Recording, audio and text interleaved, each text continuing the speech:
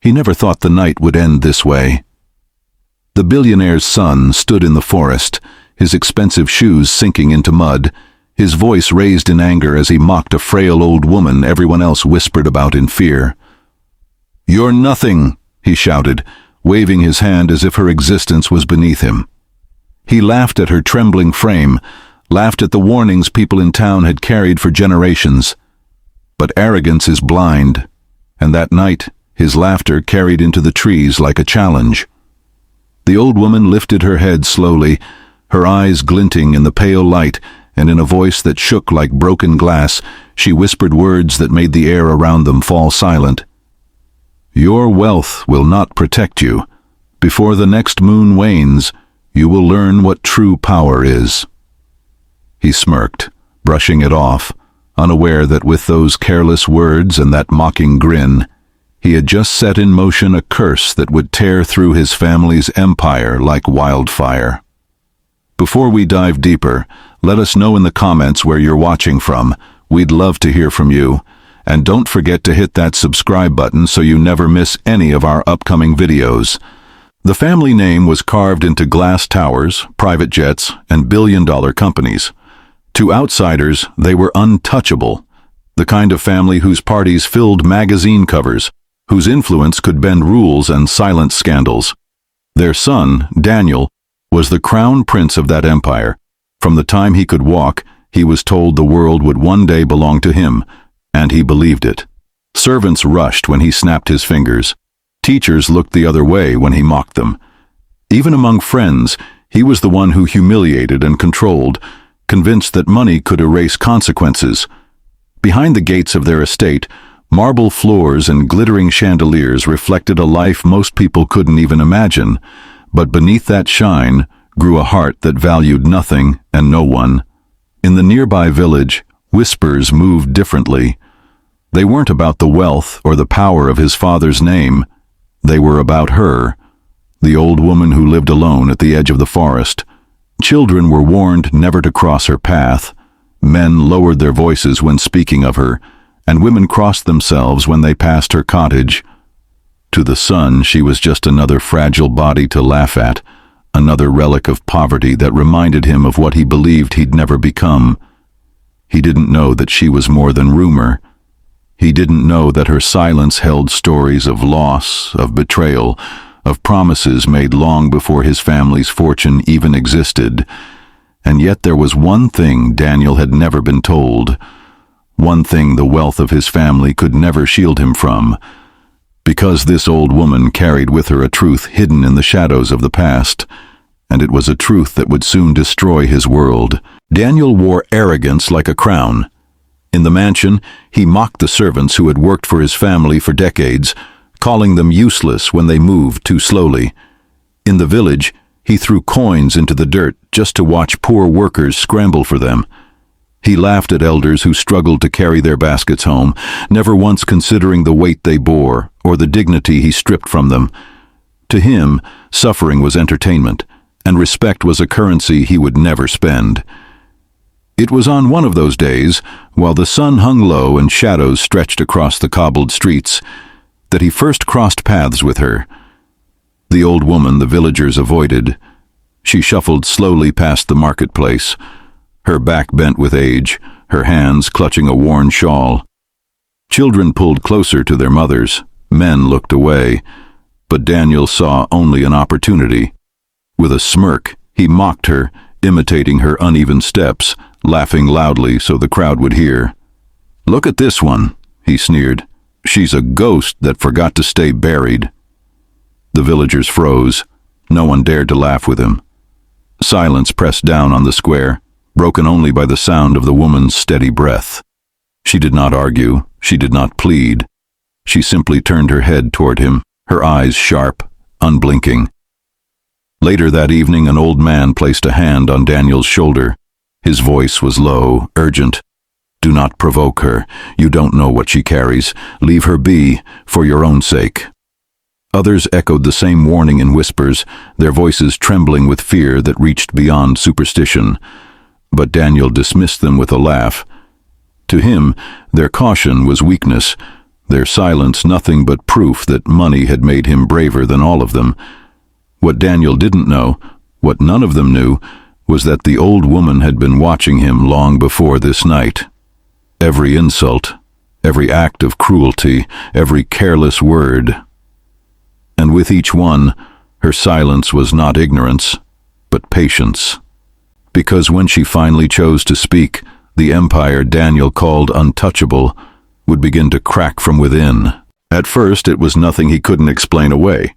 Daniel left his father's mansion one morning in his gleaming sports car, but when he turned the key, the engine refused to start. Mechanics checked it over and found nothing wrong. Later that night, as he walked home from the city, he swore he saw a shadow following just behind him, never close enough to be clear, but always there when he turned his head. He told himself it was just the tricks of a tired mind. But then came the raven. Each morning, without fail, it perched outside his window, its dark eyes fixed on him as if it were waiting. Servants tried to shoo it away, yet the bird returned the next day, and the day after, tapping its beak against the glass until Daniel's anger boiled. Still, he laughed it off, convincing himself that superstition belonged to the poor, not to him. But his laughter began to falter when the nights brought dreams.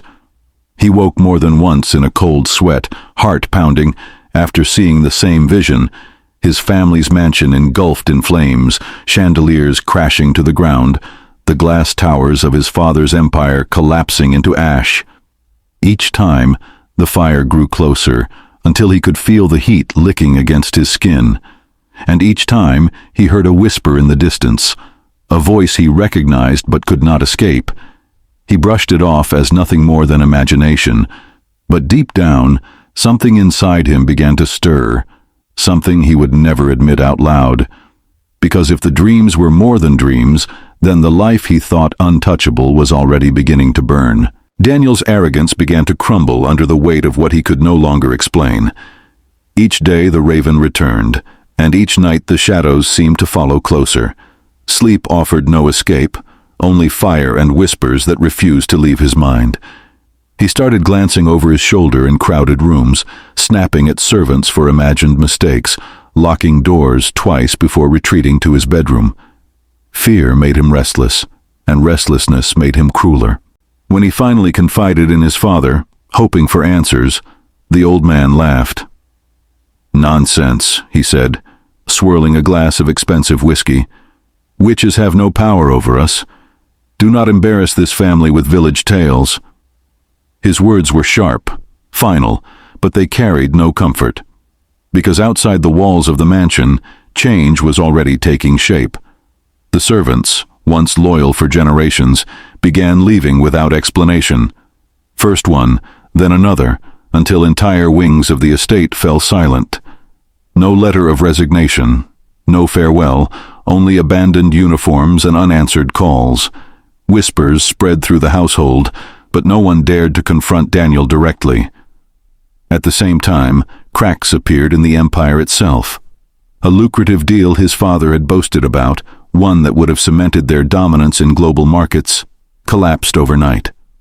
Partners withdrew, investors pulled back, and competitors pounced, leaving the family scrambling to contain the loss. For Daniel, the pattern was undeniable.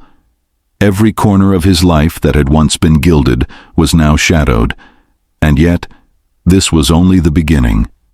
The old woman had not spoken since that night, had not moved against him in any visible way.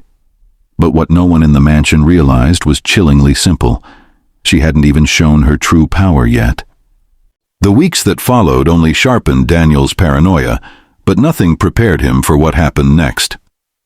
One afternoon, as he strolled through the village square with a group of friends, desperate to prove he was still in control, he saw her again.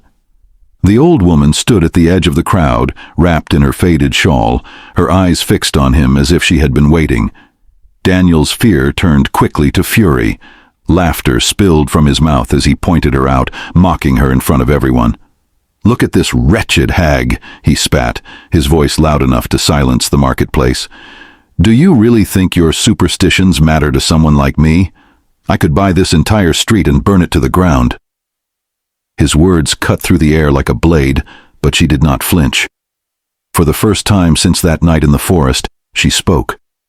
Her voice was low, steady, and it carried more weight than his shouts ever could. "Your wealth cannot protect you from the truth." The crowd stiffened, every ear straining to hear what came next. She raised her hand, her gaze unyielding, and what she revealed froze Daniel in place. She spoke of a secret buried deep within his family's history, a truth his father had never dared to share, that the fortune Daniel flaunted was not built on brilliance or hard work, but on betrayal. Generations ago, his ancestors had stolen land from her family, tearing it from their hands and casting them into poverty while building an empire upon their suffering. Every tower, every mansion, every gleaming car was soaked in that theft. Gasps rippled through the villagers as her words echoed across the square. Daniel's smirk faltered for the first time, and in that moment, the curse became real. From that day onward, Daniel's life began to unravel piece by piece. His health was the first to betray him. The once proud and confident young man found himself weakened, his body refusing to match the arrogance of his words. He lost weight rapidly, his hands trembled at the slightest movement, and sleepless nights carved dark circles beneath his eyes. No doctor could explain it, and every test came back inconclusive. Then came the heartbreak. His fiancée, who once paraded at his side like a jewel on display, left him without warning. No letter, no explanation, only silence where there had once been promises of forever. Rumors spread quickly that she had seen something she would not speak of, something that made her leave without looking back.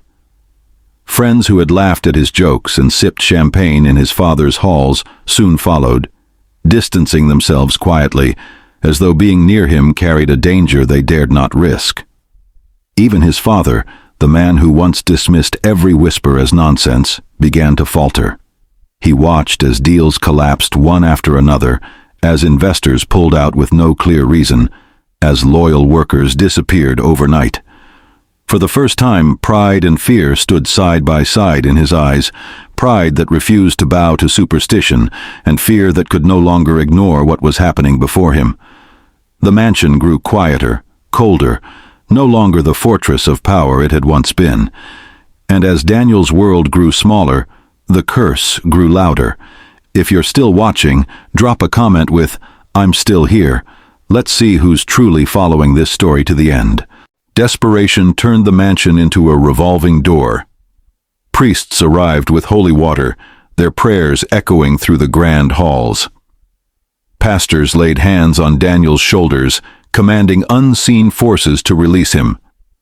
Traditional healers were summoned from distant villages, carrying herbs, oils, and chants that filled the air with strange smoke. Yet nothing worked. The shadows remained, the raven returned, the empire crumbled further with each passing week. His father threw money at every solution, but money could not silence what lingered over their family. The villagers whispered what Daniel himself refused to hear. The witch had no intention of lifting the curse until he learned humility. And slowly, painfully, the arrogance that once defined him began to break. At first, he did it in secret, slipping coins into the hands of beggars, leaving food quietly at the doorsteps of the poor. Soon, he was seen in the village, handing bread to children who had once cowered under his laughter. The same eyes that once looked at him with fear now looked with suspicion, wondering if he was truly changing or simply buying peace. But pride is not so easily buried. Even as he tried to humble himself, sharp words escaped when he felt slighted. The arrogance that had been nurtured since childhood still slipped through, reminding everyone that change had not yet fully claimed him. His heart was torn between the lessons he was beginning to grasp and the pride he had never been taught to release. And while he wrestled with himself, the old woman waited, patient, unshaken, watching from the edges of the village. Because she knew the curse was not yet finished. She was waiting for one final test, and Daniel had no idea what it would cost.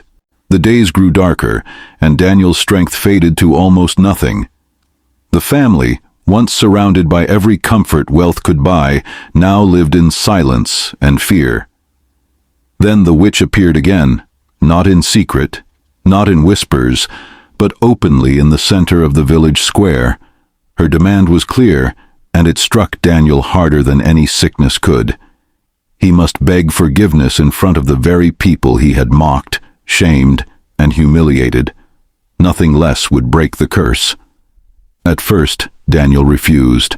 Pride burned too deeply in him. The thought of bowing before those he had scorned seemed worse than death itself. But death came close. That night the curse tightened its grip. His body convulsed in pain, shadows pressed against the walls of his room, and the raven's cries echoed like screams at his window. His father held him as he gasped for breath, and for the first time in his life, Daniel saw fear in his father's eyes. It was in that desperation, when he realized no money, no power, no walls could save him, that he broke. His voice cracked as he whispered the words he had once sworn he would never say. "I will do it. I'll face them." And with that, the final test began. The entire village gathered that morning, their eyes fixed on the young man who had once mocked them all. Daniel stood trembling, his body weak, his pride shattered. Slowly, before the people he had ridiculed, he fell to his knees. His voice cracked as he begged for forgiveness, not with the arrogance of a prince of wealth, but with the brokenness of someone who had finally learned what power truly meant. Mothers clutched their children tighter, elders watched in silence, and for the first time, the villagers saw not a tyrant, but a boy stripped of everything except the hope of mercy. The old woman stepped forward. Her face revealed no triumph, only the weight of truth carried for generations. She raised her hand, and the heaviness that had haunted Daniel began to lift. The raven vanished, the shadows receded, the sickness eased. Yet her words were clear and final. "The curse is broken, but hear me well. If you return to your arrogance, it will return tenfold. Wealth may build walls, but only humility keeps them standing." From that day the empire survived, but it was never the same. The lavish parties quieted, the arrogance softened, and the family lived with a constant reminder of what pride had nearly cost them. For Daniel, the lesson was carved deeper than any scar. Wealth means nothing without humility, and respect is worth more than all the riches in the world.